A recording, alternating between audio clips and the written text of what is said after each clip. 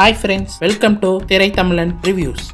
இன்னைக்கு வீடியோல ஜெயராம், ஊர்வசி, சஞ்சனா, அவந்திகா, யோகி பாபு, மிஷ்கின், சாண்டி இவங்க நடிப்புல ரீசெண்டா தியேட்டர் ரிலீஸ் ஆன பரிமளா அண்ட் கோ படத்தை பத்தி தான் இன்னைக்கு மூவி ரிவ்யூல பார்க்க போறோம். வாங்க படத்துக்குள்ள போலாம். இந்த படத்தோட கதை என்னன்னா, ஜெயராம் வந்துட்டு ஒரு IPS IAS ட்ரைனரா இருப்பாரு. ஊர்வசி ஹவுஸ் ஒய்ஃபா இருப்பாங்க. அவங்களுக்கு 2 பொண்ணுங்க, சஞ்சனா, அவந்திகா. அவங்க 2 பேருமே காலேஜ் படிச்சுட்டு இருப்பாங்க. சஞ்சனாவை ஒரு ஆளு ரொம்ப நாளா ஃபாலோ பண்ணி லவ் பண்ணிட்டு இருப்பான். ஒரு கட்டத்துல 2 பேருமே லவ் பண்ண ஆரம்பிச்சிருவாங்க. இந்த பக்கம் அவந்திகாவை சாண்டி லவ் பண்ற மாதிரி டார்ச்சர் பண்ணிட்டு இருப்பான். பத்தாவதுக்கு குடும்பத்தையே டார்ச்சர் பண்ணிட்டு இருப்பான். எல்லாருமே மாத்தி மாத்தி அவங்ககிட்ட ஏதோ ஒரு வகையில சண்டை போடுவாங்க. அதுல ஒரு வார்த்தைகள் எல்லாம் விட்டுருவாங்க. உன்னை நான் கொல்லாமட மாட்டேன், என் கையில தான் உனக்கு சாவு அப்படிங்கிற மாதிரி ஒவ்வொருத்தங்களும் அவங்க ஸ்டைல்ல வம்பிழுக்கும் போது என்ன சொல்லுவாங்களோ அதை சொல்லியிருப்பாங்க. ஒரு கட்டத்துல அந்த சாண்டி தீபாவளி அன்னைக்கு காலையில மர்மமான முறையில கை வெட்டுப்பட்டு இறந்து கிடப்பாரு. அதை இன்வெஸ்டிகேஷன் பண்றதுக்கு மிஷ்கின் வருவாரு. அதுக்கப்புறம் சாண்டி வந்து யார் யார்கிட்ட கடைசியா பேசியிருக்கான் அப்படிங்கிறத ஒவ்வொன்னா போன்ல பார்க்க ஆரம்பிப்பாரு. அப்படி ஜெயராமோட 2வது பொண்ணான அவந்திகா கிட்ட பேசியிருக்கான் அப்படிங்கிறது தெரிய வரும். அதுக்கப்புறம் அந்த பொண்ணுக்கு மிஷ்கின் கால் பண்ணி பார்ப்பாரு. ஆனா இந்த பொண்ணு வந்து ஏதோ பேசி மழுப்பிட்டு கட் பண்ணிவிடும். அன்னையில இருந்து அந்த குடும்பத்தை வாட்ச் பண்ண ஆரம்பிப்பாங்க. அப்படி வாட்ச் பண்ண ஆரம்பிக்கும் போது பல உண்மைகள் தெரிய வரும். எல்லாருமே ஏதோ ஒரு வகையில இந்த கொலையில சம்பந்தப்பட்ட மாதிரி நமக்கு காட்டுவாங்க. ஒரு கட்டத்துல இந்த கொலையை யாரோ பண்ணியிருப்பாங்க அப்படிங்கிற மாதிரி கோணத்துல காட்டுவாங்க. அதுக்கப்புறம் அடுத்தடுத்து கொலைகளா நடக்கும். அதாவது சாண்டிக்கு நெருங்கின ஆளுங்களா சாவாங்க.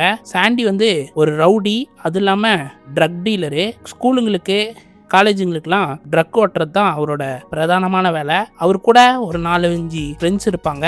அவருக்கு ஜெயராம் பொண்ணு இல்லாம இன்னொரு லவ் இருந்திருக்கும். அந்த லவ் பண்ற பொண்ணு கொண்டிருக்குமோ அப்படிங்கிற மாதிரியும் ஒரு பாயிண்ட் ஆஃப் வியூல கதை போகும். ரொம்ப சுவாரஸ்யமா கதை போயிட்டு இருக்கும். யாரு கொண்டு இருப்பாங்க அப்படிங்கிற நோக்கத்திலே போயிருப்பாங்க.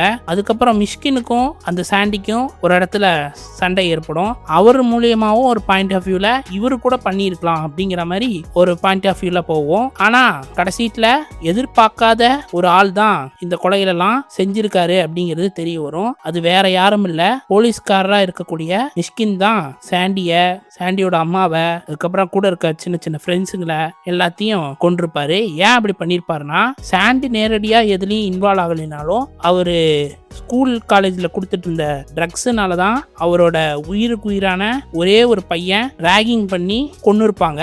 இதுக்கெல்லாம் காரணம் அந்த ட்ரக்ஸ் தான். அந்த ட்ரக்ஸை யாரு வச்சு மாஃபியா பண்ணிட்டு இருக்காங்களோ அவங்களெல்லாம் கொல்லணும்னு முடிவெடுக்கிறாரு. அதுக்கு சட்டத்துக்கிட்ட கேட்கிறாரு. ஆனா அவருக்கு சட்டம் கை கொடுக்கல. கடைசியில தன்னோட மூளையை உபயோகிச்சு அக்காவா ஸ்கெட்ச் போட்டு எல்லாத்தையும் கொல்ல ஆரம்பிக்கிறாரு.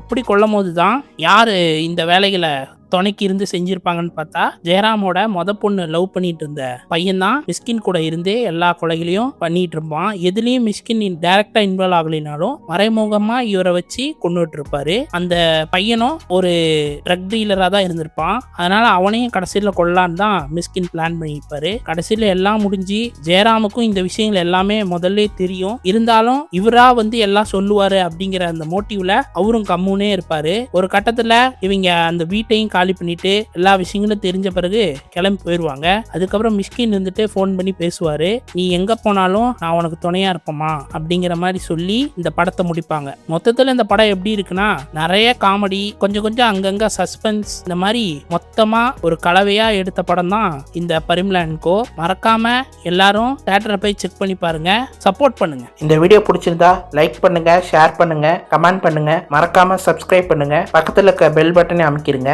இன்னொரு வீடியோல சந்திப்போம். தேங்க்யூ.